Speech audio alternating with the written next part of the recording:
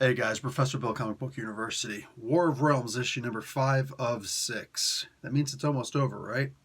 This cover is gorgeous, but it kind of looks like there's supposed to be like a Macy's Day Parade for him. The Wakanda float is like, going in and just gets attacked by elves.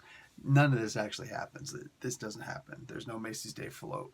That actually made me upset. I was sad. I was genuinely looking forward to a Macy's Day float, and it probably would have been a little bit more exciting than what happened within all of these pages of this book. Anyway, let's get talking about who made the book. We'll talk about the book itself. A little spoiler at the end because I think that you guys are going to need it. Actually, it sounds a little bit pretentious. I think that we all need it, and we need to have a conversation about it. Anyway, so this is the War of Realms Part 5. The World Tree is burning. Jason Aaron is the writer, drawn by Russell Dauterman, colors by Matthew Wilson, letters by VC's Joe Sabino. Arthur Adams and Matthew Wilson do the cover art. Patrick McGrath does the logo and realm symbols, and there's a whole bunch of freaking cover artists, variant cover artists, and God bless y'all. The first disappointment, unfortunately, is Daredevil. I mean, this dude's got his own mini event going on, and this thing that he's saying in here. My big thing is that I could always hear the screams of the people in New York. In fact, if you were able to scream, there's a good chance I'd be able to hear you. But now we're talking about every single person in the world. No, this is too much. But it's not their screams that I'm worried. But dude, it sounded so good, but I can't take it seriously because nothing happens. Nothing happens, and they're not going to do anything with this. The best that they can give us with this story, with the War Scroll story, I think that's the one that actually has the Daredevil really in it, is they made a magically enhanced Kingpin. Y'all couldn't have thought to do Bullseye instead to at least make it more of a physical challenge as opposed to the Kingpin, the guy he always fights. You could have just done someone else. Miserable. Realistically, Daredevil should have simply been the narrator for all of this. That would have been epic. Alright? You got Daredevil with his version of everything that's happening here. Oh yeah, he's the all-seeing, all-knowing, all that good stuff. I get it, but it's his take on the whole War of Realms situation. And every so often he's got to, transport somebody through the boom tube or whatever. Boom tube. Excuse me. Thor gets his destroyer arm in this, and I'm sorry, but it's kind of dumb how he gets it. At first, I'm all sorts of excited. I'm thinking Thor's about to get Mjolnir back, right? Because they're talking about how Mjolnir is in the sun, and it was a big deal, and you need to go in there and look. Daredevil's saying this to him. Look at what's actually in there. And he's like, "That's impossible. How did Yggdrasil get in on the sun, in the sun?" And he's like, "It's there, and it's burning."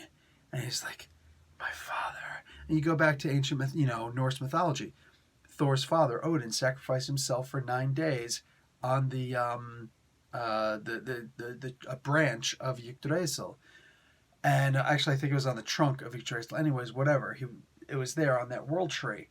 And 9 days, no food, no water, nothing. And he wound up developing an immense wisdom because of it. Namely, patience. And then later he would sacrifice his eye to Murmur. And that would give him long foresight and massive amounts of wisdom.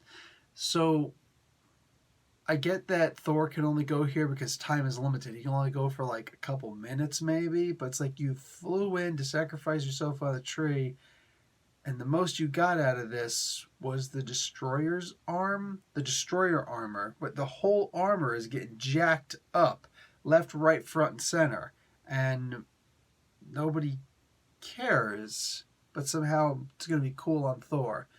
Yeah, I guess if I didn't read all the other stuff that's been going on with the destroyer armor. What else happens in here? I don't know. There's a couple of cool scenes, like the scene with the Punisher, the scene with Wakanda. They go after Dario Agger, and Jane Foster gets in on that. The problem is that they immediately shift to Jane Foster walking on what's left of Asgardia. If they would have separated it with like a couple of shots in between, that would have been cool. Seeing James Howlett, Wolverine, seeing Wolverine being accepted by the Warriors 3 was cool. Fangrel saying, "Can we keep him?" That was kind of funny. So I appreciate stuff like that. But Jane Foster finds something, a purple, I don't know, staff on the ground. Later on, you realize what it apparently is, because Volstagg is talking about how the War Thor hammer is calling me, is calling, but it's not calling me this time. It looks like by the end of this book, sorry, here comes the spoiler, it's Jane Foster who grabs the War Thor hammer and smacks it on the ground or something, smacks on something, and she's now about to turn into the War Thor. There's a reminder that there must always be a Thor, even if there has to be two. Okay, I get it, but whatever, man. Whatever. This should have been the event where Thor gets his hammer back. That's what this should have been. This should have been the event where he's worthy again. He was unworthy for so long now. I forgot what it's like, practically, for him to be worthy anymore. I got to go to the MCU and a couple of cartoons to actually see that anymore. This comic book drags. It's got a whole bunch of really weird segments in it. Captain Britain making this 2-paragraph, whatever, this thing, I could read the whole thing. He says, "Push him into the Thames, all the way to the North Sea. With any luck, these dark elf wankers will wash up in France." Yeah, that's funny. Wankers means jerk-offs, so way to throw that in there. But like, there's a clear moment of, prejudice and bias, right? The English. I've been to France. I've been to England. Been to France a little bit more. Sorry. Even though I've got family in Britain, and they're like, "Hey, man, we're not a huge fan of France. Oh, it's just kidding around and whatnot." But they surrendered, right? And France, meanwhile, does have a lot of pride. It's just jokes between them. But then, I almost every time I come across it, whenever Jason Aaron is writing Captain America, he just makes him come off as being so lame. Captain America feels the need to throw in at the end of this, "Then we'll fight them there too." Yeah, we know, dude. We know. Sad. Sad. I feel like I know what they're trying with this book, but I just don't think they're doing it. So many wasted moments. Like, I knew it was going to be nothing to have Odin in that new Tony Stark armor. He wasn't even cute for a couple of pages, man. And here all of a sudden he's captured and hung up, strung up on Stonehenge, his wife right next to him and whatnot, and he's still wearing that Stark armor that's supposed to make him super cool. This is not cool.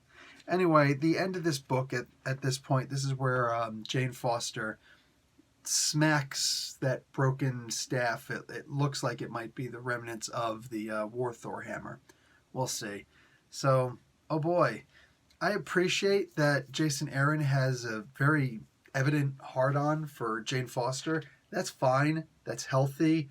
Real talk. I know I'm making light of it, but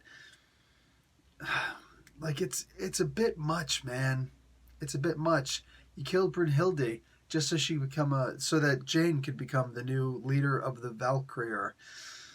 That's a stretch, dude. I think that Jason Aaron, he's always been writing good stuff, but ever since he did that issue where Jane Foster was supposed to die, and she technically did, but, she got better, like she's an X-Man, I feel like a lot of kinks in his armor suddenly showed brightly. everybody could see them. And that's where it all just went south. None of this has been overly fun. It's been a whole bunch of really cool build-up stuff where we were hoping to actually see something. Nothing ever came to bear out of this so far. Good luck in making it happen in the final issue, right? I just don't feel like anything really good came out of this. To me, this is just a failed event. I see nothing impressive in this. I don't know, man. It makes me sad because Aaron's been doing this for a while. And unfortunately, Marvel's not doing him any favors by going and putting out advertisements. This is the event, War of Realms. That's been, what they say, 2 years, 4 years, 5 years, something like that, in the making. You know, when you put it that way, it makes it worse. I've pulled off military maneuvers in, not in battalions, but in platoons, where, I mean, come on, man. Like, less time to come up with the plan, minimal time to execute it, and yet it was still done better than this. And you're talking about, you had 5 years that you were planning on doing this, actively building to doing this, and this is what you're giving us? I think that they should stop with the event that took. No. Just be like, oh yeah, the latest event from Marvel. You should buy it. That would be more than enough for me. Anyway, guys, I'm done. Falling asleep now. Professor Bill, Comic Book University. Class dismissed.